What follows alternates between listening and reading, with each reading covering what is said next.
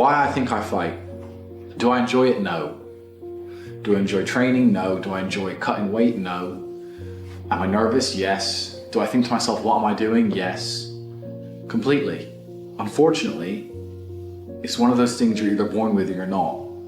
And the only way I can explain it, to try and make it make any sense, is that if I'm not doing something which is either extremely difficult or extremely stressful, I'm in a perpetual state of crippling boredom. We have a duty to do things we don't feel like doing because we know we're supposed to do them.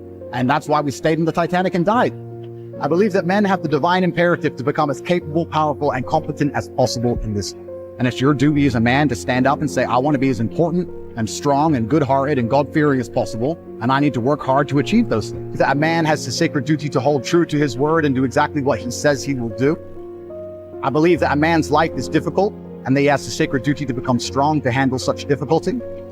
It's going to be painful to get strong, painful to get rich, painful to become important. It's going to be painful to become good with women. Your heart's going to get broken a bunch of times. You have to be prepared for the pain. If you're not ready for pain, you're never going to be anything that matters. My kickboxing coach used to say to me, I used to come in the gym, say, what do you hate the most? And I say, I hate running.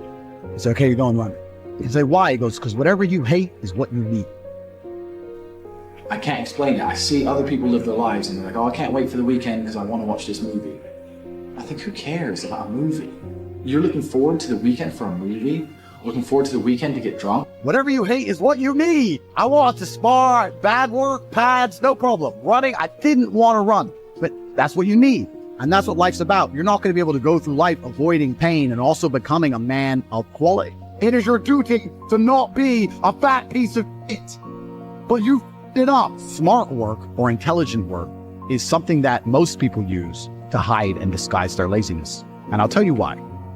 Because if you're not a lazy individual, the first thing is you dedicate your entire life to work. Like I just said, every gym session I go to is work. Every car I drive is work. I'll film it, I'll use it, whatever it is. Every single thing I do inside of my existence is work. Never miss a day, and you never don't try, and you're always on time.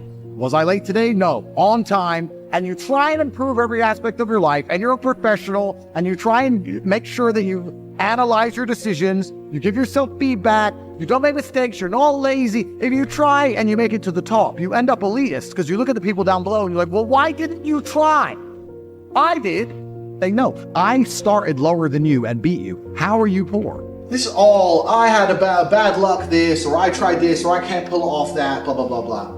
It's impossible to exist somewhere where you're not comfortable. If I were to say, lay on these red hot stones, and you tried to do it, you'd get up and move because it hurts, it's not comfortable. You have to get out of that position.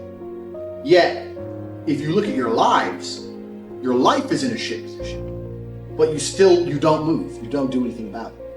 So if it was really, truly uncomfortable to you, like those red hot stones were, you'd change something. Could be anyone I wanted. You can be king of earth. You have every single thing except for mind control. You have the last missing piece and you can conquer the planet. The fact you refuse to change something shows that you're pretty comfortable where you are. Now, of course, you can talk a good talk.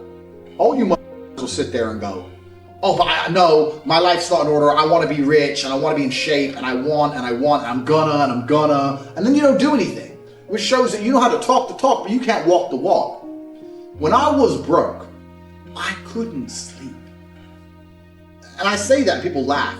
I'm not joking. When I wanted money, like I needed air. I am smart enough to know that money equals freedom. And I don't want to live controlled by a job. I don't want to live controlled by a government. I don't want to live controlled by nobody. I want to be free. And people are sitting here now going, oh yeah, the economy's bad, but maybe if we vote for this person. 3 reasons you can't get rich in the world today, which is either you're stupid, you're lazy, or you're arrogant. And I find the most common one is lazy and arrogant. It's not stupid. There is nobody at home who is too stupid to become rich. I'm sure anyone watching this podcast right now, if you were to sit down next to me and I were to say, do this, do this, do this, do this, do this, you could do it. Of course you could. But you're too lazy to learn how to do it yourself. And you're too arrogant to listen. And you're too arrogant to listen. It's not about being stupid. You're lazy or arrogant. It's one of the two. Those are the 2 most common factors of people. So when I meet people who have truly failed, and they pretend to me that they didn't want to fail, I know they're one of the 3. And it's usually arrogant. Because when I sit and say to them, you could have got out, they don't say, you're right, I could have got out, I didn't try. That shows humility. I needed money. And I used to sit there and just literally with my hands in my head, and people were like, what's wrong with you? I was like, I need money. I want money today. I would have been one of them cats that robbed a bank. If I didn't find money, by the time I was 40, I would have walked in there with a shotgun. I'm not gonna live broke, get rich or die trying. I understand that completely. I think the only thing that could stop me fighting is if I had enough money to constantly entertain myself. Unless I'm a billionaire, I need something that keeps me focused and keeps me occupied in life. With fighting, I have to train twice a day and I have to train hard. And the stress it brings in every aspect can replace fun. And my mind is occupied. It occupies me. It's the only way I can try and explain it. It occupies me. And I could never stop doing this even if I lost 100 fights, because I'm not built to live a normal existence. I can't do it. I couldn't just have a kid with some girl and sit at home and work a little bit and relax. I've never relaxed my entire life. I don't know what relaxing is. It's just not me. I'm where I belong. The top of the mountain. With a fucking Lambo, Bentley, Aston, 5 houses, 6 million in liquid cash, and 20 girlfriends. This is where I belong because I refuse to stay anywhere else. If you cannot control your own mind, then you are just a feather in the wind of life, because your own mind is the only thing you can control. You can't control the weather. Right. You can't control other people. You can't even control whether your heart stops beating. You might have a heart attack tomorrow. You can't control anything besides what you think. If you cannot control your own mind, then you go through life with zero control, zero influence. You can't control anything. You're just a feather in the wind, waiting for life to blow you from happy place to sad place to happy place to sad place, completely hoping on the gods to be fortunate to you, because if any genuine discomfort comes your way, you're fucked. It is trained. Like everything else in life, it is trained. So if you find yourself not appreciating what you have until it's gone, then you must blink and cure your brain. If you find yourself unable to focus or concentrate on tasks, you must blink and cure your brain. If you find yourself unable to go and dedicate yourself to something you don't want to do, you must blink and cure your brain. I say that life as a man is exceptionally difficult. I say the most beautiful and the most terrifying thing about being a man is you're born without value. Society doesn't care about you. You have the chance to build yourself up and become a superhero if you're prepared to do the hard work and be indefatigable enough to never quit. I'm 37, and I would argue that I've lived more life than most 100-year-old men. I've done everything, been everywhere. As a man, you should always live for something bigger than yourself. I feel like that the true masculine imperative is to find a battle worth fighting for. That's why men have always gone to war, and some men died. It's how it's always been for men. If I don't fight, if I'm not in a situation where I'm stressed or worried or concerned, I'm just perpetually bored, and boredom's crippling. If you're an intelligent person and you've got a good brain on your shoulders, you can't just sit there bored, you know? So most smart people take the academic route to avoid boredom. They learn, but that's never really interested me either. Although I've always been an intelligent guy and I've always done well academically, it never really interested me. And then I see people climb Mount Everest or jump off buildings or do base jumping, or the guy who jumped from space. People think, what's he doing? He's crazy. I understand. Because some people can't live normal lives. Some people cannot just function 9 to 5 office job, get drunk at the weekends. That is not for some individuals, and it's not for me. The key is this as a man, and this is the bottom line. Most men are not prepared to walk away. Yep. And if you're not prepared to walk away, you don't have any weapons. Exactly. If she knows no matter what, you won't leave, then what weapons do you have? Anything you say, shouting, screaming, yelling, going out away for a few days, whatever. She knows you're going to come back. You have no weapons. The second, imagine a girl came to you and she said, no matter what you do, no matter how many times you cheat, no matter what, I will never leave. Right. Think of all the shit you do. I know I do.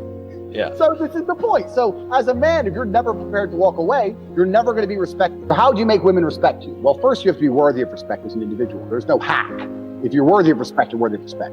But secondly, you cannot allow blatant disrespect. So if you allow her to blatantly disrespect you and you tolerate that, then you're setting a precedent, which means, well, why would I respect this guy in the first place? Right. From the second you got together, you should have been a man. And you haven't got to be an asshole. You haven't got to be aggressive. I'll sit with a girl and very politely say, look, if we're going to be in a relationship, if I'm going to take you seriously, you're not going to have male friends. If you want to hang around with a whole bunch of men, then I'm not going to take you seriously. I lay it on them. Now, if they choose to keep all their male friends, then that means she's chosen these friendships over me, which means sooner or later she was going to cheat anyway. Like, how long until she jumps on a dude anyway? So why would I even be upset about it? These men have never been through any kind of emotional trauma So the idea of breaking up with a woman is big to them. I've been through, when you've been through real shit, a breakup just doesn't become that real anymore. You know, I've had people try to kill me. I have stab wounds. Tell me again about this girl who doesn't text you back. Like, who gives a shit? There's people in Syria getting bombed. Yeah. You know, like, you have to get some perspective and just realize you're being, like, there's real trauma out here in the world. Terrible things happen day after day. And here you are, alive and breathing and perfectly healthy, and you're going to cry over something. Just man up. So I have to find something which keeps me physically tired enough to stop me going AWOL, and mentally tired enough. And I've chosen fighting, because without this, when I'm not in training, I wake up every day and think, okay, what am I going to do today? It's 9 a.m. on a Tuesday, I'm bored, everyone's at work, I'm bored, and I'll end up doing something crazy. I'll either end up drunk or on the Eurostar, or, you know, it's just a random lifestyle, because I'm constantly looking for never-ending entertainment, and it doesn't exist. As a man, your life shouldn't be about quantity, it should be about quality. The world can be a beautiful place when you're true to yourself. I really think that a lot of depression and a lot of sadness and a lot of discontentment with consciousness comes from the very simple fact that most men are not true to themselves. And when I say that, I mean, I want to do what I want to do. If I want to tell a man to go away in a less polite way, I'll do it. If I want to fire a member of staff, I'll fire them on the spot. I don't care. Because I know if I don't do what I want, the resentment inside of me eats away at me. And most men are living lives not doing what they want. Please understand. They don't get to talk to the girls they want to talk to because they're not important enough. They don't get to hang around with the guys as often as they want because they have to work a job they don't like doing. They don't get to tell their woman to be quiet because she'll leave him. He doesn't get to tell his boss to go away because he'll get fired. He just sits in his car, quiet and meek, filled with rage. And the best thing about being rich and important, and I guess the truest way to be happy as a man, is to be true to yourself, which is good and bad. I love my kids, I love my friends, I love the people around me, and if I don't like someone, I tell them to, and I say it right to their face, in their eye. And if they want to do something about it, it's up to them. And I'm prepared for that too. And I get to live true to my masculine imperatives in all ways. I don't have to sit and be fake or lie or get along with someone real. I keep it real. And that is why so many men are unhappy today. They don't get to keep it real. Well, you tell me what you think it crosses a line from being a masculine, good man to a bad man. There's no such thing as too much masculinity if it's genuinely masculine. Genuine masculinity is not out here to hurt people. It's absolutely the opposite. It's out here to protect. And when bad things happen, they call traditionally masculine men. If you need a firefighter, you need a masculine man. When you call the police because of the problem you have, you want masculine men. And as soon as a woman or a man is in trouble, when you look for backup, you look for masculine men. And masculine men have a duty to provide and protect those they care about. You're lazy. Oh, I did too. No, you didn't. That's a lie.